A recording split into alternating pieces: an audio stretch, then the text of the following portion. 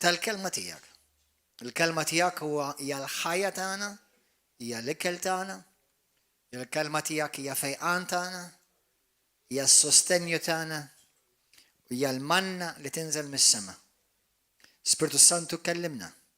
Abba Missi tkellem int minn fommi u għati l-kull min daw kollha jisimgħu sewaw preżenti u sew fuq televizjoni jew fuq l-internet mulej biex jirċivu dil-kelma li tissaħħaħhom, tberikhom u tkabbarhom. Għal glorja tiegħek Missier, f'isem Ġesu Kristu. Amen. Morru fil-ktib tal-Proverbi kapitlu 18. Proverbi 18.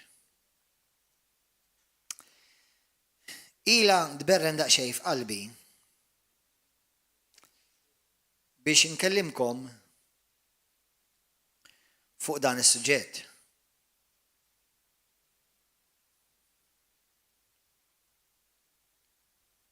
It-titlu tal-messaġġ tiegħi lejla huwa Jien kalamita għal barkiet ta' Alla. Kulħadd jgħidha warajja. Jien kalamita għal barkiet ta' Alla. I'm a magnet for the blessings of God. Arġejda, jien kalamita għal barkiet ta' Alla. I am a magnet for the blessings of God.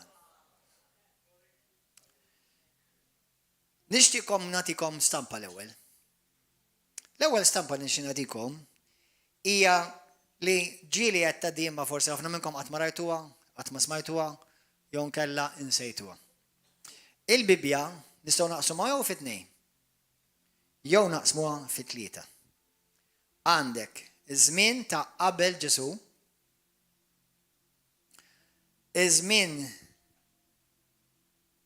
ta' fi żmien Ġesu, ġifieri baqqa sa nagħmluhom 33 sena, 3 snin. U mbagħad iż-żmien ta' min wara il-qawmien l-irxoxt li għadna kif iċċelebrajna ta' Ġesu. Imma ħanamilha fit-tnejn.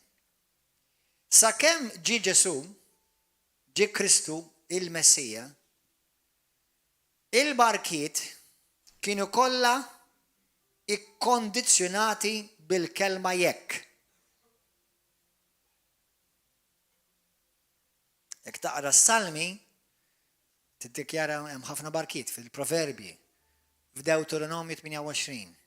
Jekk inti tagħmel hekk, jekk inti żżomm il-komandamenti tiegħi, jekk inti żżomm il-kelma tiegħi. Kollha mela biex inti tkun imbierek qabel ma Ġesu, inti trid taħdem għal dawk il-barkiet. Trid tagħmel xi ħaġa int. U dak li takwista int stess tista' titilfu. Meta Ġesu ġie, il-barkiet ma tistax taħdem iktar għalihom. Ma tistax timmeritom. Għax issa l-barkiet kollha li hemm imwedin fit-Testament il-Qadim, inkluż il-barkiet ta' Abraham, kollha jiġu mwettqa f'persuna waħda. Fulfilled. Imwettqa ġifieri magħmula. Kollha f'persuna waħda ta' Ġesu. Għalhekk ħafna vidra fit-Testament il-Qadim meta naraw barkiet dejjem tara l-kondizzjoni qabel. Fit-Testament il-ġdid dawk il-kondizzjonijiet mhumiex hemm. Hemm kondizzjoni waħda partikolari li hija il-mamma ta' kollox. Allura, imma ħanibda l-ewwel. Li nfakkarkom jiena u inti llum qegħdin fi Kristu. Jiena u inti maħniex f'sistema, maħniex f'regola, maħniex f'reliġjon. Jiena u inti llum ninsabu f'persuna. Jekk ma taqbaġ di, ħadd tismissja il-Kristjaneżmu kollu.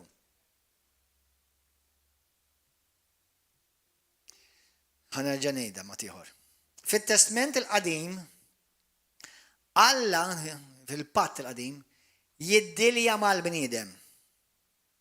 Fit-Testament il-ġdid Alla ma jiddiljax mal-bniedem per se, jiġifieri il-Kristjan.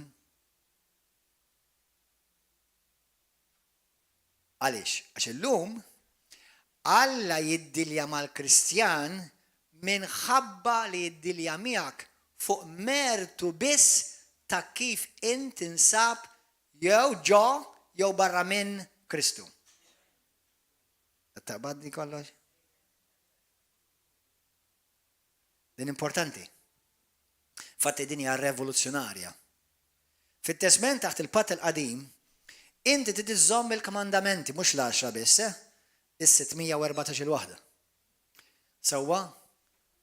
U l-komandamenti, il-liġi kollha ta' Mosè, bil-liġi saċerdotali, tal-festi u tat-tempju titiżommhom kollha.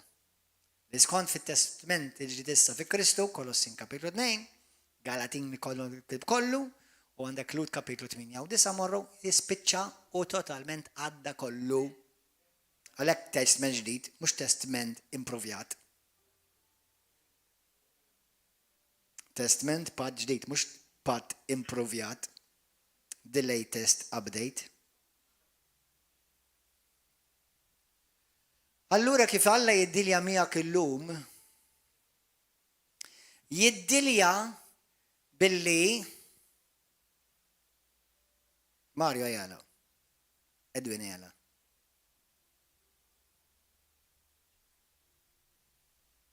Poġġija minti?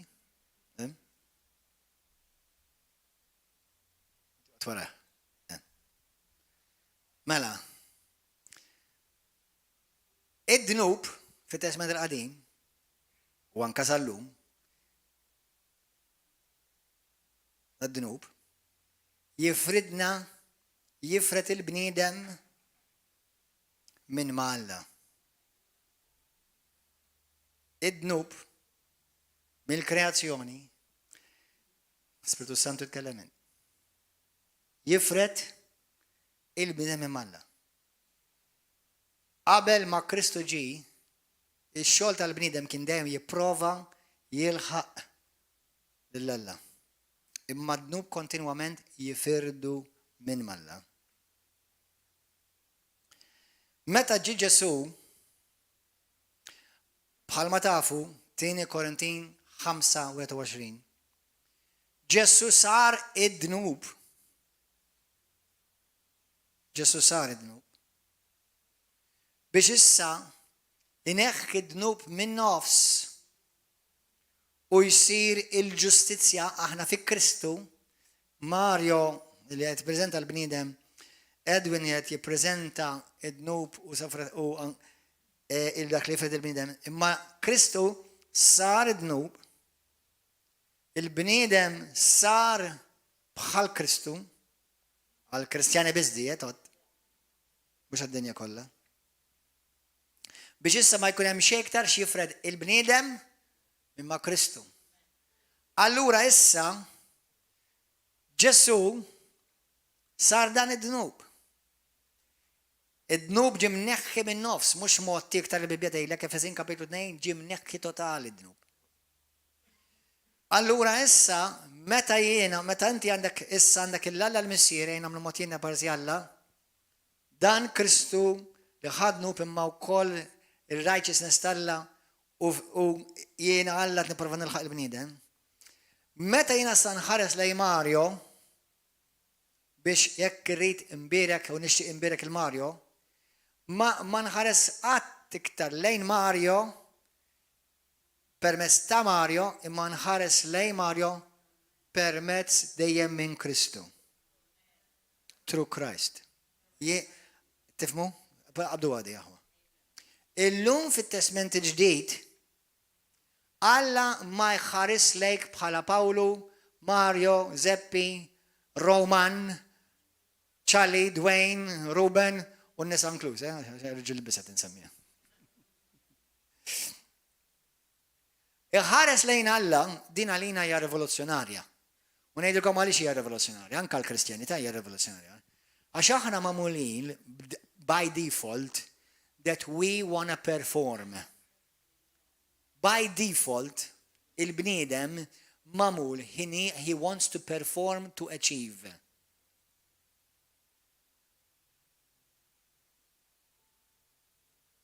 To it. Allura meta aħna nisbaljaw jew nonqsu and we come short of the glory of God, naqgħu mill-Alla. Mal-ewwel naħsbu li Alla ma baqax iħobbna minħabba fija. Meta llum fit-Testament il-ġdid Alla m'għadux iħares lejn Gordon minħabba Gordon, iħares lejn Gordon minħabba Kristu.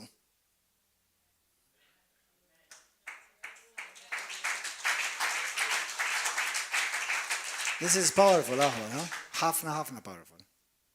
This will change your Christianity.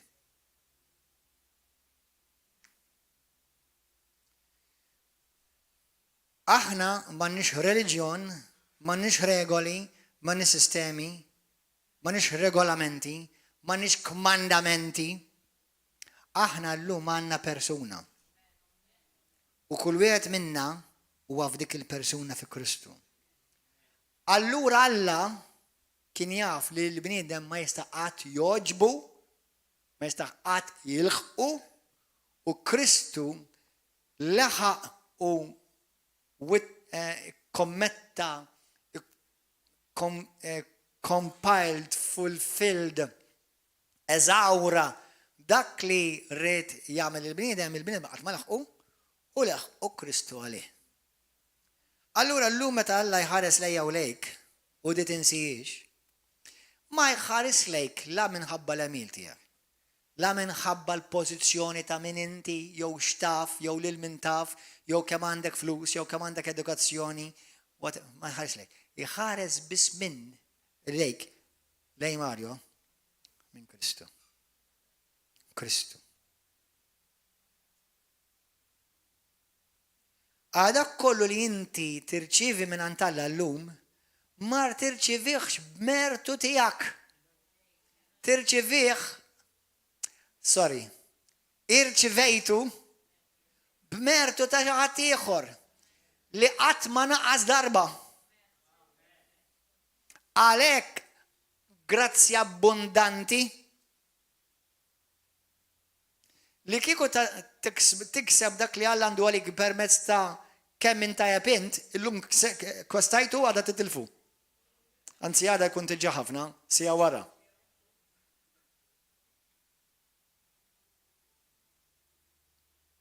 Imma peress li inti fi Kristu, dak li inti għandek fi Kristu ma tistax titilfu għax mhux permezz tal-mertu tiegħek, ma permezz tal-mertu ta' Kristu.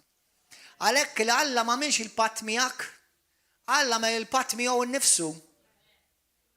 Ġesu għaliex il-bniedem dejjem kissru l-patt, dejjem kissira liġi, u meta ġi Ġesu wettaq il-profesiji kollha, il-liġi kollha u l-wedit tiegħu ġew issiġillati darba għal dejjem u ma jittieħdu qatt lura.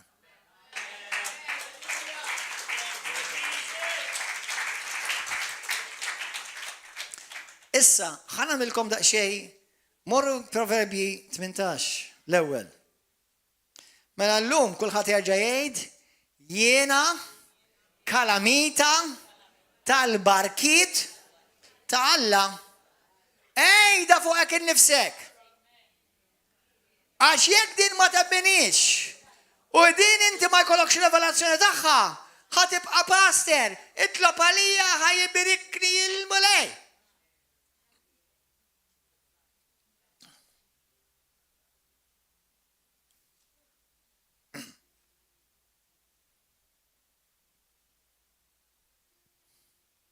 Vers 20, skrittura isimha għadi. Ħanibda vers 20. Bifrott kliemu jiżbal bniedem, bi kliem fommu jaqla xkiekol. Fis-seta tal-ilsien hija l-mewt u l-ħajja. min jinqeda bih tajjeb jiekol minn frottu. Fis-seta tal-ilsien il-mewt u l-ħajja.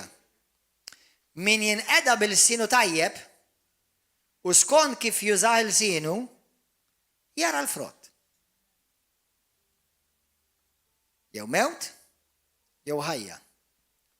F'post ieħor tgħid jew barka, jew saħta. Mela se ftit, kemm minnkom tridu tkunu mberki? Jew nkella taraw il-barka. Isimgħu xi ħaġa. Illum waqt li, ovvjament, xi kultant niddejjaq ngħid inqatta' ħin mal-mulej għax jien assaġġ ħin kollu fil-preżenza tal-mulej. Fis-sens, isma' ma nagħmilx ara, noqgħod mal-mulej se ngħidlu issa ħa noħroġ mill-preżenza tiegħek, ħallina nagħmel li rid issa mbagħad għax seta' oħra nerġa' nidħol orajt. Ħin kollu fil-preżenza tiegħu. Anke jekk qed nilgħob bil-Playmobil, bil-preżenza tal-mulej. Jekk qed nikol xi biċċa figolla fil-preżenza tal-mulej qed nikol dik il-figolla. Ma nagħmel xejn barra mill-preżenza tal-mulej. L-unika ħaġa li nagħmel barra mill-preżenza tal-mulej huwa meta nidneb. Pija kollox fil-preżenza tal-mulej nagħmel. U ngħix, ismawni, u ngħix b'dik l-awareness. Battadi, jien ngħix bl-awareness li jien kontinwament fil-preżenza tal-mulej.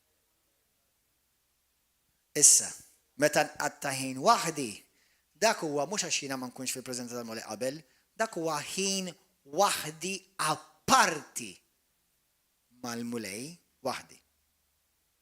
Okay? Allura, xi ħaġa li ġejt aware tagħha llum li ħafna min-nies mhumiex kalamita tal-barkittalla għax huma kontinwament jimbuttawhom il-bot minnhom il-barkittalla. Ismgħu nisew. Jekk int stess laqqas int ma temmen li int imbierek, mela m'intix imbierek. U nut li ngħidlek God bless you, għax int kontinwament kif titkellem fuqek innifsek, kif titkellem fuq il-barka, fuq il-ħajja tiegħek ġenerali, u kif tħares lejk innifsek il-kunċett tal-ħajja int għalik hija ħażin, bad news, miżerabbli, saħta. Allura anke jekk jiena nagħmel li ngħidlek kun imbierek, il-barka tibbansja minn fuq rasek terġa' tiġi fuqi. Għax inti stess, kif jgħidu bl-Ingliż, you repel it. Allura inti kif tħares lejk innifsek irid jinbidel. Għal-Kristjan. Għaliex? Għax il-Kristjan suppost jħares lejk innifsek kif ħara Alla jħares lejk. Kulħadd jgħidha, jien dak li Alla jgħid li jien, mhux dak li tgħid in-nanna li jien. Mhux dak li jgħid Brussell li jien. Mhux dak li tgħid ir-raħal li jien. Jien dak li Alla jgħid li jien.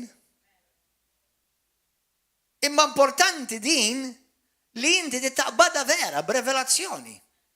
Għaliex? Għax int jekk ħanaqbad il-Fjona, Fjona għalkemm minn barra jiena tnara l-Fjona, imma Alla mhux qed jara l-Fjona minn barra, Alla tjara l-Fjona fi Kristu.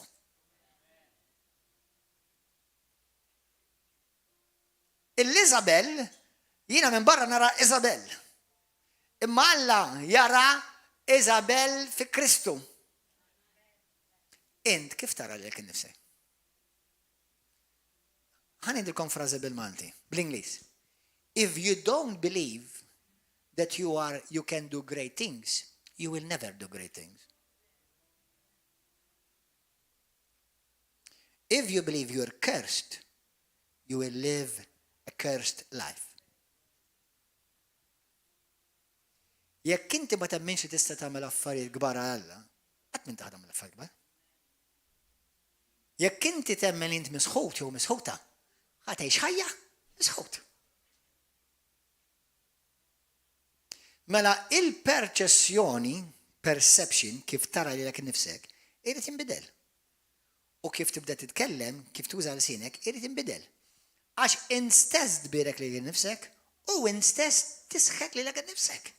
L-ebda saħħara ġo Malta għasik jiġu kollha u jagħmlu jiggangjaw, ma jistgħu jisħtuk. Jisħtuk biss jekk inti taqbel magħhom. Jien dak li s-saħħara qalet li jien. Bang, tiġi misħut.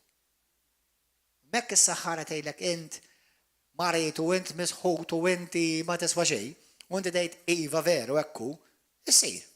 Mekk is-saħħara tgħid int misħut int ma tiswa xejn u int marit, tgħid jiena le, jien imbierek, jiena għandi valur, jien prezzjuż, jien speċjali, jien imbierek, jien ikbar dak li hemm fija minn dak li hemm fid-dinja. Dak is-saħħa li ġiet kontrik mhix ħadd bounce allura.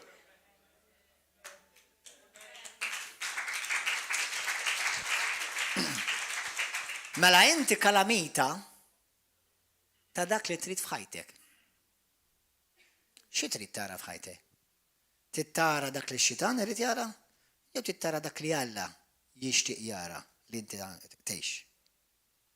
Mela l-barka inti tikkontrolla, is-saħħa inti tikkontrolla. Min jaf kemm hawn nies kejġ kemm jaqilgħu li l-ħamali li minn filosofoloġija u jgħidu li affarijiet. Kif niddilja magħha? Ma niswa xejn. Għax jien illum naf u ngħix b'rivelazzjoni li jien dak li Alla lejt jien, mhux dak li jgħid is-social media, id-dranaġġ ta' barra li hemm dak li jgħidx, ma jiswa xejn. U jekk jgħid xi ħaġa mhux ħammur nirrepeti għax qal fuqi, talbu għalija x'qalu hekk. Le. Tista' titlob għalija ma mhux qalu hekk. Għax jien dak li Alla jgħid jien, Alla jtik l-identità, mhux id-dinja. Inti l-identità tiegħek. Min tajjele? Inti min int? Fajnejk. Inti dak li fajnejk dejjem tara li ħatibqa' tistragilja f'ħajtek, hekk tarak inti għal tul ħajtek. Inti dak li dejjem tarak li dejjem ikollok relazzjoni qatt ma tispiċċa, qatt ma int kapaċi tissettilja f'relazzjoni sura ta' nies, hekk tara lilek innifsek. Inti tara lilek innifsek li inti ħatibqa' fuq dik fuq l-iskaffa, hekk tara lilek innifsek.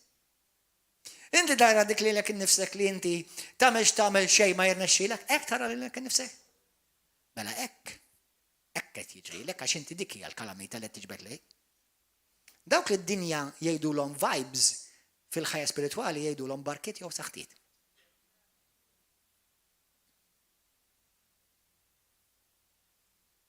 X'tiġbed inti lejk, saħta jew barka?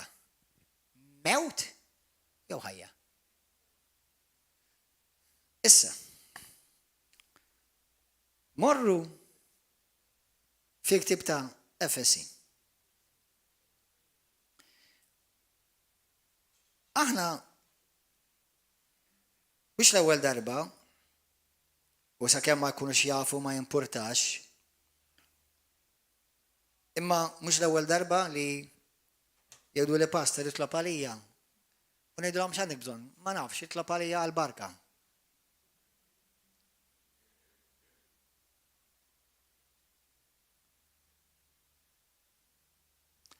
Mela, kulħadd jgħid warajja, jiena ninsab issa fi Kristu. Dak kollu li Kristu għandu huwa tiegħi. Dak kollu li Kristu hu jien.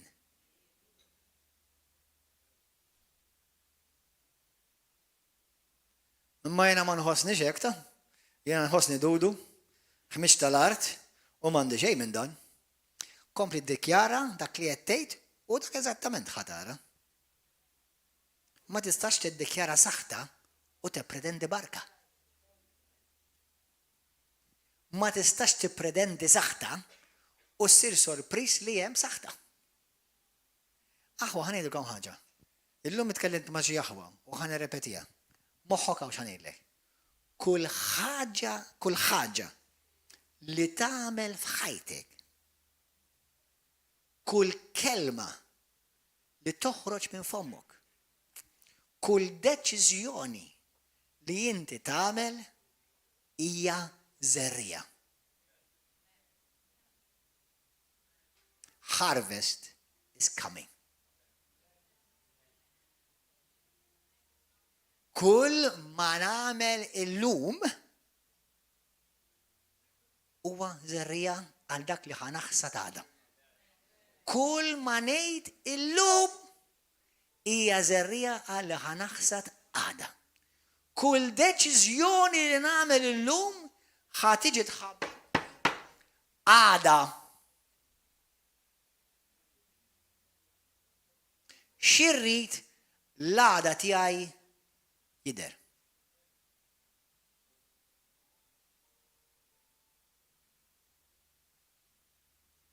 Alla tiġa qalli xi jixtieq jrid l-għada tiegħi jidher. Imbierek, b'saħħti, ferħan, kuntent, infejjaq, dawl, il-ħajja talla fija, dak li jgħid id-dinja, dak li jgħidu t-tobba ma jiswa xejn għalija. Xtejt ix-xjenza u Brussell zero. Għax jiena ngħix fi prinċipji ogħla u dinja oħra milli ma dinja ġejjin. Ten fuq. Lil min qed tisma'. Lil Alla. Int min taħseb li int għandek ħin? Ħalli ngħidlek. Apparti li m'għadniex naħseb, issa konvint. Imma tittifhimhom dawn l-affarijiet b'revelazzjoni. Jien ngħix fir-realtà, ma jfissirx li wasalta x'qed nikber għadni fiha. Imma naf x'inhi r-realtà u jien irid inkompli niġi trasformat sakemm dak li Alla kellu mold għalija kollu joqgħod hemm. Jiffitja kollu. Bħal meta ħafna minnkom għamiltu l-figolli dal-aħħar. Tfajtu l-ġina fil-qieħ, mbagħad tfajtu l-intrita, mbagħad tfajtu l-ġina l-oħra. U fil-figolla jkolkom ħafna l-ekstra u tibda taqta. Jiena bħalissa dik il-figolla. Nara, iż-żejjed qed jaqtaw il-mulej sakemm nifforma u nippostja ruħi eżattament mal-forma li Alla għandu għalija. Jisimha Christ-like. Kristu. Dik hija l-forma tiegħek. Għalhekk niġu transformati. Jiġifieri din fit-tranzizzjoni biex il-forma tagħna tinbidel. Dik transform. I am being trans fil-forma. U l-forma ma ttilix l-mami, l-dadi, l-tabib, l-vaċin, l-xjenza. Forma jtili Kristu biss. U fi Kristu biss irid niffitja u dak kollu li buxa Kristu irid jiġi maqtuħ barra. Halleluja. Amen aħwa. Isimgħu kapitlu 1. Imbirek Alla vers 3. U missir sidna Ġesu Kristu li barikna. Ħanidukom aħwa, fit-Testament il-qadim il-barkiet kienu kollha futuri. Fit-Testament il-ġdid il-barkiet huma kollha passati. Fit-Testament il-qadim il-barkiet kienu ħajkun. ħatkun imbirek il-ġuf tiegħek, ħajkun imbirek il-ġens tiegħek, ħajkun imbirek ix-xogħol tiegħek. Fit-Testament il-qadim huwa imbirek ix-xogħol tiegħek. Imbirek il-ġuf tiegħek fit-Testament il-ġdid, mhux ħajkun. Imbirek dak kollu li tmissidek, mhux ħajkun imbirek. Let tiġa għax inti issa timxi, teżisti, tiċċaqlaq, tiflowja u topera fi Kristu. Kull ma jmiss Kristu jikun prosperu. Kull fejn imur Kristu jirnexxi. Kull meta jitkellem Kristu l-affarijiet jinbidlu. This has to be a revelation for you. It has to become real to you. Titissir realtà li kaħwa. Tifmu? Għalhekk qedtilkom jien ma nagħmel xejn barra mill-preżenza t'Alla. Jien kontinwament fil-preżenza t'Alla. L-unika darba li ma nkunx fil-preżenza t'Alla meta nidneb. U ma jfissirx li Alla reġettani, imma ovvjament inkun nikkitt l-Ispirtu t'Alla. Jew nkella inkun bħalma l-Ingliż jgħidlek bħalma ta' titfixema. Grivjajtu, kif nikkittu hemm kelm oħra, ma naffartu, thank you. Imma x'tagħmel? Tiftakar xejn Alla fi Kristu. Allura terġa' lura, tiġi lura lejn il-forma. U l-poġġi fil-forma ġa. Għaw xi minnkom għandkom ħafna extras.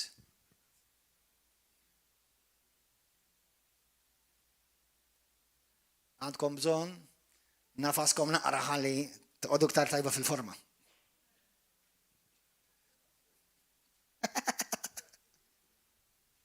Isma'wa mela, vers 3.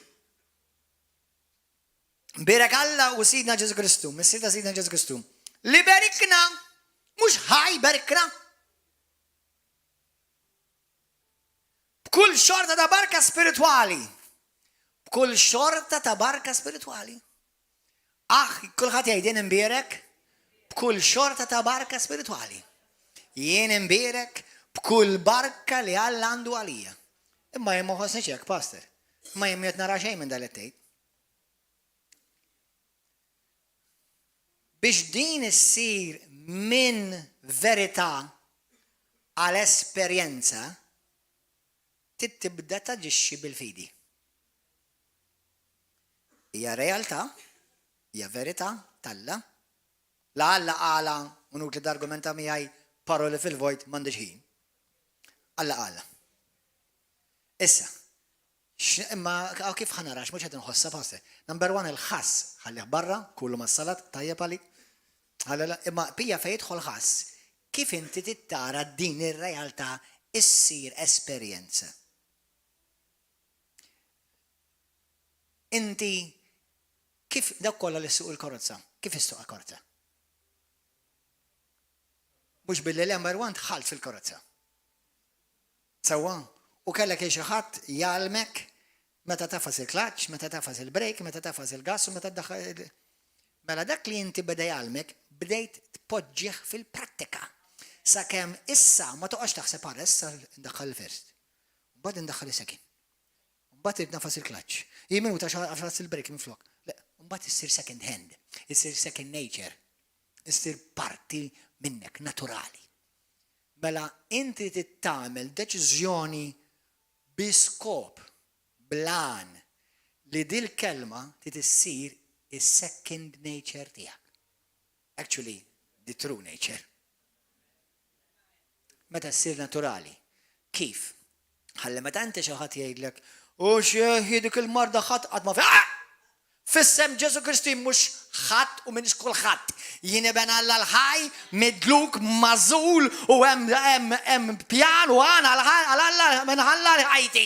U dak li tgħid ma jiswax għalija x'ma kienx tirreferi għalija. Ħanejlek xi referi għalija. Li bħajja twila u jimlini u s-salvazzjoni tiegħi u jorini u l-qawwa t'Alla taħdem fija għax l-istess spirtu li jammar li għamil Ġesu Kristu mill-imwiet jammar dan il-ġisem. Halleluja!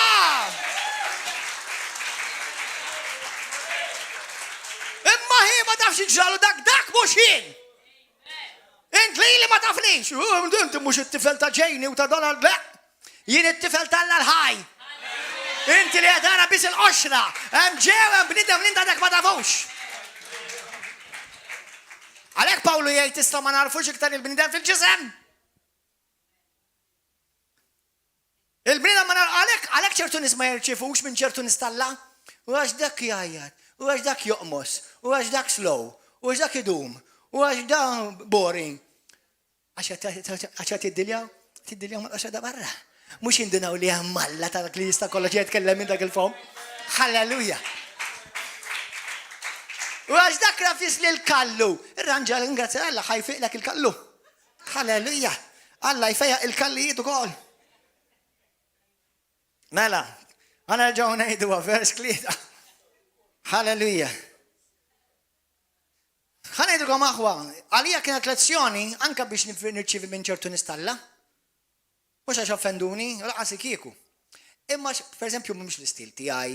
Per eżempju, ħansem il-kon wieħed partikolari, ħa. Andrew Womack. Jiena joġobni ħafna teacher għalija u għed mill-iktar primi li għaw fid-dinja. Li għatrajt, ħanejdu għek, ma rajċ il-teachers kolla ta' dinja. Imma l-bidu kem kont insibu boring ġesu ħoni. Kon nisforza li nifsi niprofa naraħ. Imma naf li kellu revelazzjoniet powerful. Ġili rajtuħ il-Andrew Womack? Araw. Imma bħala stil huwa għalija kien boring għal-bidu. Ġili, sibtuħ boring għal-bidu għaw xaħat tisabu boring. Imma bat għansi tidraħ, tibda tirċivi il-revelazzjoni tal-Ispirtu tal-kelma. Allu ballu me, wow. Allura mbaċ għamilt, sforzajt li nifsi, da bħal meta inti naf restaurant. U le dak il-restaurant, ma għatma smajbi, mbatt murti, l-lello xekka kamandu kell tajje.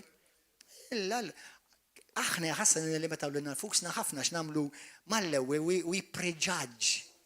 U ma nsirux, ma nħallux l-esperienza verament li Alla jrid jagħtina biex nibbenefikaw minn dak li Alla għandu għalina. Amen. Halleluja. Meta jien jew ministru Alla ieħor ikun qed jitkellem il-kelma, tħares lej qoxra ta' barra? Għid mulej kellimni minn dan il-bniedem. Xettajd li minn dan il-bniedem issa rħila ma jġobniex kif jilbes. Inti ħasra.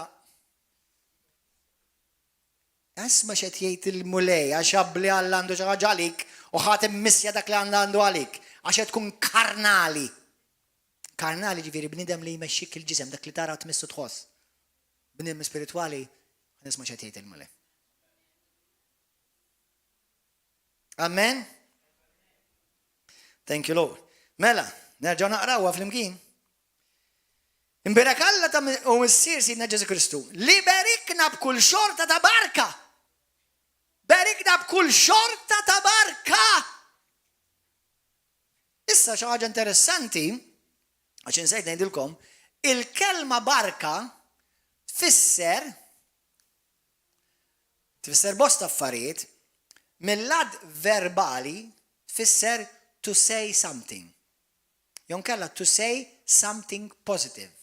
Jon kalla titfisser li tgħid xi ħaġa pożittiva fuq.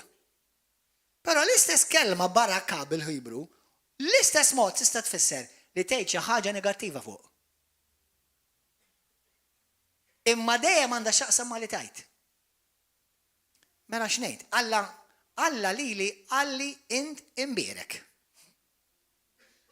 Mela jiena ngħid li jien imbierek. U min ma jifhimix, I'm sorry. Inta titlef. Qed tifhmu mela il-kelma barka dejjem għandha x'aqsam with something you say. Xi ħaġa li tgħid. Imma l-barka, il-kelma barka, għax anke l-kelma saħta ġej mill-istess root word. To speak positive of, to speak highly of, to speak positively about. Li tgħid xi ħaġa pożittiva, mhux pożittiva pereżempju għal pożittiva, x'inti għandek prinċipji fid-dinja jgħidulhom positive thinking, jew positive speaking. It's good to have positive speaking and positive thinking, imma mhumiex l-istess ħaġa when we say we speak life. You can be positively thinking and positively going to hell. Tifhmu, ġifieri positive thinking does not make you saved. Imma positively thinking what God says about you, that's the difference. Li inti taħseb il-ħsibijiet. Dawn huma l-ħsibijiet li jien għandi għalikom jgħid il-mulej. X'inhu ma daħsibijiet? Ma naħseb fuqhom daħsibijiet. Ħsibijiet ta' barka. Ħsibijiet ta' tama, ħsibijiet ta' prosperità, ħanu naħseb fuqhom daw. Ħsibijiet ta' futur li jtik tama u ġejjieni. Ekkejt il-Bibja. These are the thoughts that I have for you. Ħsibijiet. That is not called positive thinking, that is called biblical thinking. U jek tgħidlu positive, għajdlu positive, imma m'għandux jaqsam mal-positive li jgħidulu d-dinja, dak huwa ħsibiet ħajja. U ngħidu kliem ħajja ftakar. Mela l-barkiet Alla tiġa qal, mhux sem imbierkek, tiġa int imbierek, mur fi ktib ta' Ġagbu 3. Passaġġ powerful ħafna. Mela. Vers 3. Aħna nqedu lil ġim fħal iż-żwiemel biex naħkmuhom. U bih immexxu ġisimhom kollu. Ħarsu wkoll lejn il-bastimenti. Għat li jkun kbar u jimxu mal-irjaħ qawwija, naqra ta' tmuni dawwarhom fejn irid tmunir. Ekk ukoll il-sin. Huwa biċċa ċkejkna fil-ġisem, imma jista' jiftaħar li jagħmel ħwejjeġ kbar. Ara ftit nar jista' jqabbadlek foresta sħiħa. U l-sin huwa nar. Huwa dinja ta' ħażen fost il-membri ta' ġisimna. Iniġġess il-ġisem kollu, iniġġess il-ġisem kollu. Mela inti jista' jkun li bil-sinek qed marrat lilek innifsek. Però tista' tuża lil sinek biex inti tfejjaq lilek innifsek, iġġib fejqan f'ħajtek. Iniġġes il-ġisem kollu u jkebbes ir-ritmu tal-ħajja. U nnifsu mkebbes mill-infern. Kull xorta ta' bejjem huwa safar, kull xorta ta' bejjem u li jitkaxklu mal-artu ta' ħut. Dawn kienu huma mansati mill-bniedem. Iżda ħadd m'għandu ħila jmansa lil sin, kollu deni u bla kwiet. Mim li vanelu jġib il-mewt. Fuq min iġibu l-mewt? Fuq innifsek. Proverbi 18-21. L-sin fih il-qawwa tal-mewt tal-ħajja. Biha aħna nbirku lil-mulej, lil-missina u li biha aħna nisħtu lil-bnedmin ġbija tal-la. Min il-sin wieħed joħorġu l-sew il-barka u sew is-saħta. Mela żara fejn, min il-sinek stess inti tista' tbierek u tista' tisħek. U l-iktar wieħed li tista' tisħek jew tbierek huwa lilek innifsek. Kif inbierek lil nifsi? Billi ngħid x'qal Alla fuqi. Kif nisħek lil nifsi? Billi tgħid x'qaltlek in-nanna. Issa, povra nanna mhux in-nannit kollha hekk ta'. Jiġifieri hekk in-nanna tgħidlek ibni, inti bħal missierek minti tajjeb bħal xejn, jekk issib xi biċċa ġoba ħtafata għax inkella ħatibqa' bil-ġuħ omrok kollu. U inti dak li qed taħseb fuq, dak li qed tiddikjara fuq fommu, u qed tisħet lilek innifsek. U qed twettaq il-profesija tan-nanna. Mhux għan-nanna, nanna tista' tkun int stess, jista' jkun it-siju, l-kuġin, ir-raġel, il-mara, it-teacher. Imma x'inhu l-kunċett ta' dan il-passaġġ? Il-kunċett ta' dan il-passaġġ huwa da li inti bil-sinek qed tiddetermina id-destin ta' ħajtek. Wow! Bil-sinek qed tiddetermina id-destin u r-rotta ta' ħajtek. Jekk jien irrid nara il-wedit tal-la jseħħu f'ħajti, mela ħan itkellem, ħan iddikjara il-wedit tal-la f'ħajti. X'meta niddikjara il-wedit tal-la f'ħajti, nara jseħħu il-wedit tal-la f'ħajti. Issa jiena noqgħod sejjer għax il-papa marat, mela jiena ħan imrat bħalu, għax irġejja l-influenza u dal-waqt noħodha ħiet tiftaħlu meta jiġi, le jiena laqlu. Mela niftaħlu? Issa raġi jgħidlu jgħaddi. Raġi, nibatu għandek wara tridu jgħaddi. Sawa? U daw il-Kristjani jitkellmu hekk. Meta jiena u inti għandna Bibbja mimlija. Barkiet li huma kollha tiegħek diġà. U li Alla qal li fi Kristu kull barka li hemm għalik għalek, all right? Amen. Taf li hekk għalej. Morru fit-tieni Korinti.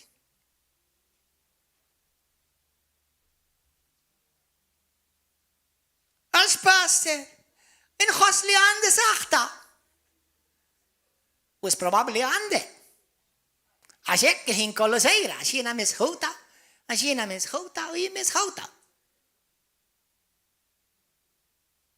Mela, int misħuta. Amen, sister.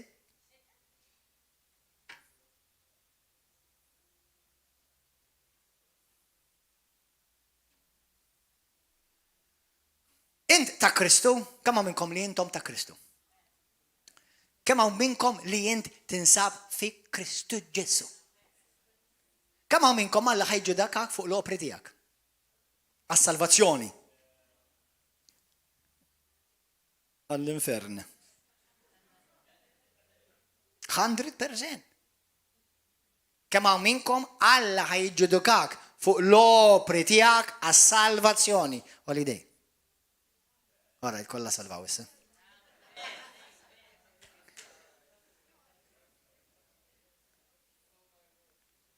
Għal dawk li għadkom ma fimtux, ma tista' salva bl-ebda opra, la ta' Verdi u laqqas ta' Pavarotti. Sewwa, is-salva biss permezz tas-salib u li men Ġesu Kristu u d-dem prezzjuż tiegħu li ġie mxereda għalik u jekk taċċettah, il-bakket kollha ta' Kristu jiġi fuqek. Halleluja.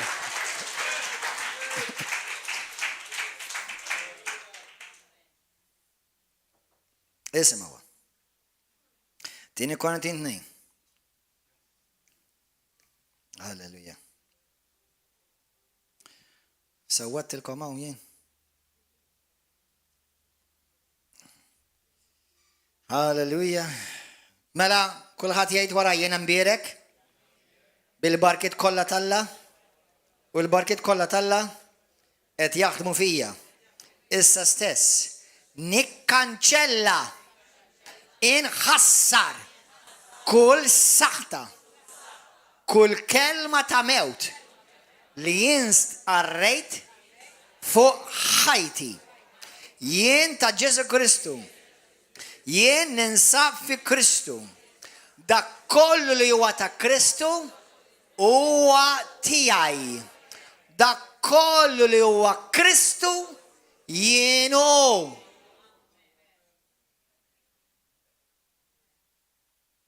Dawk li intom suppost mitħla mal-Bibja, il-Bibja kontinwament tgħid li int fi Kristu, int fi Kristu, int fi Kristu. Ma inti ma tistax taġixxi fik, x'taħseb intu xi dillek int, taġixxi dak li inti fi Kristu, dak li jgħid Kristu, dak li għandek fi Kristu. U mbagħad tibda tara dak li Kristu għandu. Imma l-biċċa xogħol hija dik bħalma għall-ġagbu ħafna Kristjani jgħixu u jitkellmu żewġ lingwi, il-lingwa tal-barka u l-lingwa tas-saħta. U da għajt iġihom darba waħda, u da għad iġihom ħażina. Mela kun deċiż, jekk trid tara l-ħajja u l-frott tal-ħajja f'ħajtek, trid tkun konsistenti. Fakkarkom xettilkom fil-bidu dan il-preach. Kull azzjoni, kull kelma u kull deċiżjoni hija żerrija. Aħwa illum qed nirrifletti l-biraħ. Waħda mir-riflessi li l-lum għamilt. Hija li ċertu barkiet li jiena rajt f'ħajti, number 1, il-maġġoranza ma rajthomx l-għada. Right? Imma bl-aktar mod ċar nagħmel konnessjoni fejn ċertu barka naf li din ġiet għax għamil deċiżjoni partikolari hemm. 100%. Ħantikom waħda biss, waħda bomba. Meta jiena mort Rejma u Alla għalli irridek tmur il-Bible College u meta jiena qed l-mulej taf li ma nistax naffordi għal-Bible College u għalli l-mulej dil-kelma żatt I have already provided for you. U ma konċ naf dak il-klimet ngħidilkom illum. Ma għallix I will provide for you, għalli I have already provided for you. Għax Alla ma għamx xi darba fil-lodu kmieni u samma li għasam farisi għarx, għara, ħanibat il-Gordon il-Bible College illum. It could be a good idea. Alla minn dejjem kien jaf li naħmur il-Bible College. Minn dejjem. Allura meta il-mulek għalli jien ħanibatik il-Bible College u għalli tiġġa, mux tiġġa provdejt lek, ma konċet nifhem dakinhar rajta strambet tiġġa, xi tgħid tiġġa. All right, just fis-subconscious tiegħi. Illum il-ġurnata nifhem għax illum fi Kristu kollox diġà sar, mhux ħajsi, diġà sar. L-art imweda tiġi qadem, inti tidħol fiha. L-art imweda tiegħek tiġi qadem, inti tidħol fiha. L-art l-imweda finanzjarja tiġa qiegħda hemm, inti tidħol fiha, inti tittattiva, inti tittattiva bil-fidi u l-fidi ġifieri tobdi taqbel ma dak li Alla qal fik dik tal-fidi. U meta l-mulej qal li ħanibatek il-Bible College li kien jiswa kemm kien jiswa dak iż-żmien, ekwivalenti madwar 1500 kull xahar. Ekwivalenti llum. All right? Plus il-lodging, dak il-Bible College waħdu. U għeklu l-mulej m'għandix ma nifordejiex. U għalli tiġa provdejklek. U mbagħad fi żmien ta' inqas minn sena, 3 min nies, 2 minnhom b'mod sopranaturali. U għet iġempilli minn Indianapolis li qatt ma rajtu, qatt ma tqajt miegħu, qatt ma smajt bieħu, qatt ma naf minnu. Għalli smajt li inti tevangelizza u rrid inħallaslek il-Bible College u assistent minna dak il-ħin. U għed, no problem. U waħt, għakli inti seri Bible College u telan kif taf, pa' speċi mind your own business, sis. Għakli ma' t-nejdlek insomma taf l-istoria, kan long story cut short, għakli għax il-mulej fis-sedajta fil-ħodu s-ġimatilu, kelli vizjoni u l-mulej għalli li inti ħadmur il-Bible College u jina u l-raġel tiegħi nħassu lek il-Bible College. Issa, dak il-barkijiet gbar ek, sopranaturali, taf għalli ġew? Għax ftit ċi sentej qabel, kelli test tal-integrità. Kelli test tal-onur. Kont diġà Kristjan. Meta jiena kont New York, kont qed nisfem ballarin professjonista u ġiet waħda minn El Paso, Texas u offrit li job li kienet jħallsuni xi dak iż-żmien paga naqra iktar minn minima, mhux xejn ta' barra minn hawn. Kif nagħmel il-kuntratt xi ġimgħa u nofs wara, jiġi kuntratt ġewwa Milwaukee bala ġewwa Milwaukee, Wisconsin, l-Amerika, joffru li kuntratt ta' 3 darbit paga iktar. Plus il-health benefits. U xi ħbieb kienu qalu li inti tibżax tonarax il-kuntratt, just mur xu. U ġa qalbi qed mhux sewwa ta' ma nonarax dak li jiena firmajt għalih. Sewwa volja ħanitlef ħafna flus. U qed mulej jiena rrid nonora, rrid nkun raġel tal-kelma tiegħi la tajt kelma irrid nagħtik irrid inżomma. U meta mort tal Paso spiċċajt niltaqa' ma' Pastor Tom Brown, introduċini għal qawwa tal-Alla, introduċini għal fidi, introduċini għall awtorità fi Kristu. U minn hemmhekk imbagħad infetaħ li bibien oħrajn u niftakar il-mulej darba qalli hekk, qalli li kieku int ma kontx obdejtni għaw dan kollu misjajtu. Aħwa Alla dejjem iħallas. Ma bħal ma nafu, mhux bil-fors l-għada. Imma lażrajt iż-żerrija il-ħsad ġej. Qabli tgħid pastor taf kemm minni nagħti deċ ma' offerti u nibgħat il-missjoni u xorta nistragilja. Il-ħsad ġej. Għax Alla ma jikdibx u kull żerrija għandha qawwa assoluta tal-la fuqha għax l-ġidi miżruha issa l-ħajja qed taħdem. Imma dek taħdem sew fit-tajja u sew fil-ħażin. Iżra tajjeb. Għax għada ħataħsad. Do not take shortcuts. Because what shortcuts are simply rerouting of the will of God over your life. Tipprovax tieħu shortcuts fis-saltna tal-Alla. Irrid insir pastor malajr, irrid niġi ordained malajr. Tagħmel xejn malajr. Alla jista' jużak minn ordination, Alla jista' jużak anke jekk ma tkunx pastor, importanti li qalbek tibqa' sew pura quddiem Alla, għax Alla tjara ż-żerrija li tiżra. Il-pastor qabel ma jarajiex, l-isqof qabel ma jarajiex, l-apostol ma jarajiex, ma Alla tara. Ibqa' jiżra sew fil-kliem, sew fil-finanzi, sew fl-aġir, ibqa' jiżra sew għax il-ħsad tal-abbundanza ġej. Halleluja. Amen. Halleluja. Vers 18, morru 2 Korintin 1.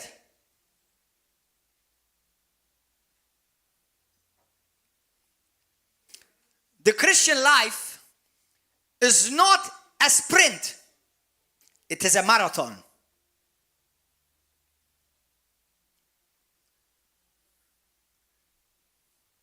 Għax, pastor għamil sagrifiċċju.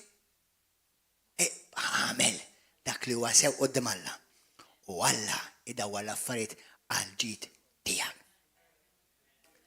Għamel dak kollu li fil-poter tiegħek huwa sew u Alla jġib kollox sew favorik. Amen. Biex intom tkunu tafu.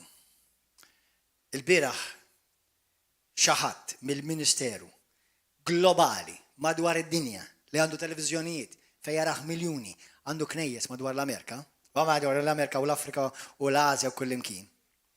Taqla li t-telefon ridet. Kollu ċempe. Xfittaġni, ġesu ħani. U by the way, dak kolla jkolkom bżon xaħġa minni urġenti, la tibat li signal, la tibat li messenger u la tibat li WhatsApp. Aqbatu ċempel jekk urġenti. Għax jekkum bil-ġuħ jgħal kunet mut, xansibek ma jgħat ma xie wara xie jumej klieta. Umbat nirrispondik xorta jekk trid. Għax għandi l-labs kolla tijaj mifqu għaj messagġi, mux għatin laħħaq. Imma ċempel nirrispondi, umbat nirrispondini. Għajk li rridek tiġi fuq dan il-ministeru u ministeru globali biex titkellem fuq is-setta television ma' l-paste. Għanġibu television. U kollox imħallas. Diġatti l-darba li sidnuni. U għed nitla fuqa. Nitla fuqa għax hemm ċertu komplikazzjoniet mux minna ħatijaj naturali. Ta' ċirkustanzi madwar dinja kif tafu. Imma għed nejdilkom da anka meta ġi il-pastor tijaj kienet ħegi. Għaw Malta. U ġi għalija. Ġi jara lili. Wara snin. U ġewet minnkom kontu emmek, kurawkom u kanat berikna. Imma, il-monek infakkarni, għalli, brade, għalli san, għalli, mat kem konti lek, tixtinti, per eżempju, ġili konna għaddi minn dej il-pastor, għasek għaddi dubbina, jisni għaddi dubbina, għasek tika xej, ġilom. Bad-darba għallu għuj. San, highlight Gordon Ġomanġi. Irridek tmur taraħ Malta. U uża l-aeroplan tijak personali. Muna tafx għalli dakna? Għalli, this is a harvest of your seed of faithfulness. ħafna mill-Kristjani, għax għamilt xaħġa ma marajt xej. Il-ħajja hija staġuni. Staġun li tiżra, staġun li taqla dart, staġun li s-saqi, staġun li terġa tamel naqra demel, tinsemmu naqaw ħaġa, fertilizer, mbagħad staġun biex tarak forsi wasliġ, mbagħad staġun li tibda tara l-frott. Maħna nizilgħu żarja llum wada li naraw ibqa' ħarġa jiddek il-lak taħdek, ejlu ibqa' fidil, ibqa' iżra il-barka, għax il-ħsat tal-barka ġej! Hallelujah! Thank you, Jesus. Isma' għadi, ħan ispeċa di. ħattu pieċi? Inkomplu fuq għada l-messagġ? ħankomplu fuq. Hallelujah. Isma' għadi, 2 Korintin, kapitlu 1. Mela, uqodu attenti. X'tiżraw? Kif tiżraw? Tassew daqskemm tassew u fidil Alla li l-kelma tagħna lilkom ma kienx iva u le ma qadniex nilagħbu bil-kliem.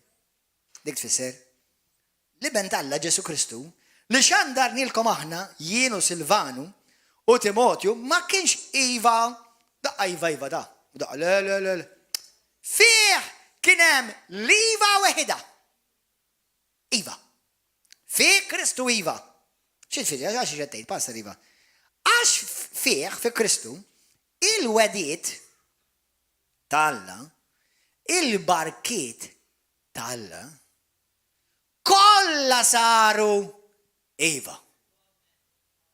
U għalek li aħna permezz tiegħu ngħidu Amen għal glorja ta' Alla. Mela kull ma Alla wedek u għatijak. Ejda, kull ma Alla wedni fi Kristu Ġesu mux għat niprofa nakwistaħ u għadiġa tijaj. Jekk hija barka ta' finanzi, hija tijaj. Jekk hija barka ta' fejqan, hija tijaj. Jekk hija barka ta' saħħa, hija b'tijaj. Jekk hija barka ta' ħajja twila, hija tijaj. Jekk hija barka ta' relazzjonijiet tajba b'saħħithom, hija tijaj. Kollox jiġi f'postu. Kompli jitkellem il-ħajja. Poġġi dejjem irrigni fuq il-passaġġ ta' ħajja, mhux tal-mewt, ta' ħajja. Tox daqqa titkellem barka u daqqa titkellem b'saħħta, itkellem biss il-barka. Ħanilkom aħwa, kulħadd iqum il-bifa.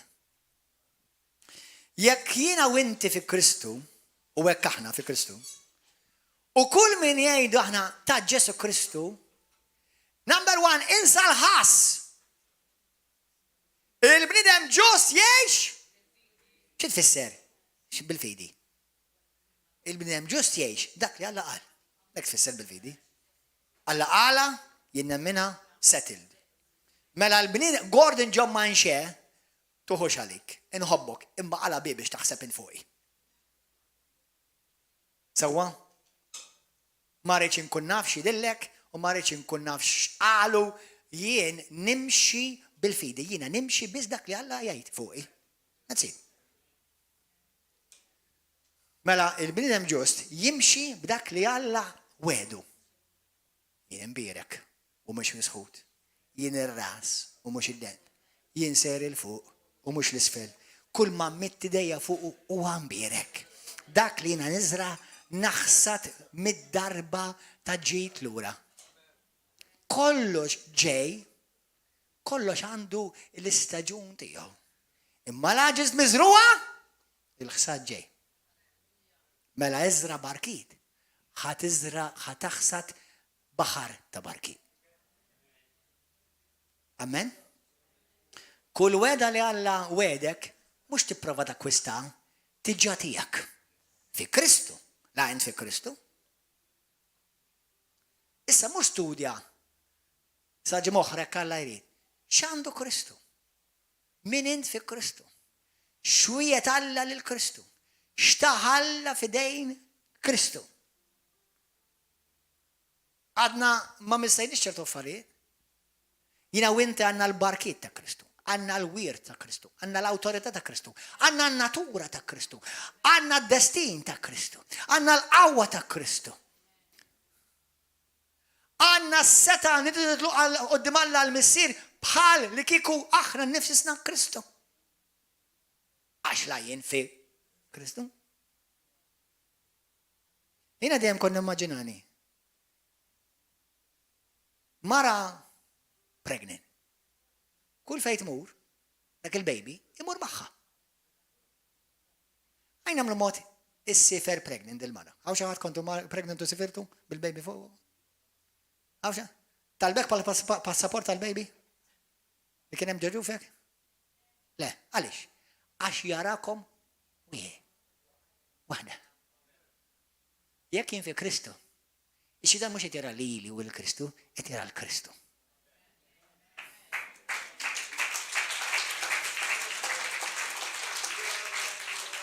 Mela jien imbierek, jien b'saħħti, għax hekk tgħid il-kelma, hekk jgħid il-wirt tiegħi fi Kristu.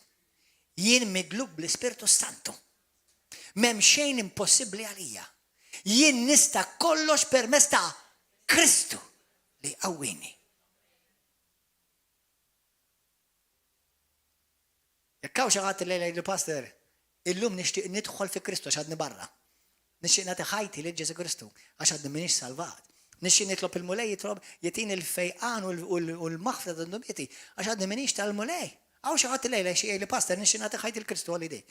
Hawn ta' xi ħadd jixtieq jagħti ħajtek il-Ġesu għal idejk. Malajr issa. Issa 1, 2, min iktar 1, min iktar 2, min iktar tixtieq tagħti ħajtek il-Ġesu biex issalva jkollok is-salvazzjoni. Ma tmurx l-infern. Hawn xi ħadd iktar għal idejk iktar. Dak kollu li tgħidejkom. Oli issa għajdi talba waraj minn qalbek. Minn qalbek għajdi issa. Kulħadd ipoġġi jdejh fuq qalbu issa stess. Halleluja. Grazzi mulej. Għajdi talba warajja. Ejda tajjat lilek biex tisma' lilek nifsek. Intom fuq YouTube, Facebook u televizjoni għajdu talba warajja. Mr. Qadis. Grazzi ta' ibnek Ġesu Kristu. Grazzi tal-imħabba li ħabbejt l-ibnek Ġesu. U grazzi tal-li inti tajtu għalija biex jieħu posti ikun is-sostitut tiegħi biex dak kollu li jien kont u sar biex dak kollu li ju jien sirt. Illum permezz tiegħek Ġesu jien salvat. Dobieti maħfura. Għandi l-ħajja ta' dejjem. U llum nindem u ndur bħajti kollha lejk mulej. U nirrikonoxxik bħala s-sit tiegħi, il-mulej tiegħi u s-salvatur tiegħi. Jien mingħajrek ma jien xejn. Imma fik jiena nista' kollox. Dan għall-glorja tiegħek missier. Għallek mhux b'mertu tiegħi, imma b'mertu tiegħek mulej Ġesu, illum minn fommi ngħid jien salvat. Dunubieti maħfura, imwieled minn ġdid u minnlum jien niddikjara li jien imbierek u nkisser kull saħta, kull pjan tal-għadu, kull opra tax-xitan kontra ħajti inkissira għax dak li huwa ta' Ġesu illum huwa tiegħi. Dak kollu li huwa tal-għadu m'għadux tiegħi. Grazzi Ġesu. Inti s-sejtu s-salvatur ta' ħajti. Inti li ben tal-ħaj. Amen. Għal dak kollu għandkom bżonn il-fejqan. Poġġi jdejk fuq jew qalbek jew fejn għandek bżonn il-fejqan. Ejdi talba warajja.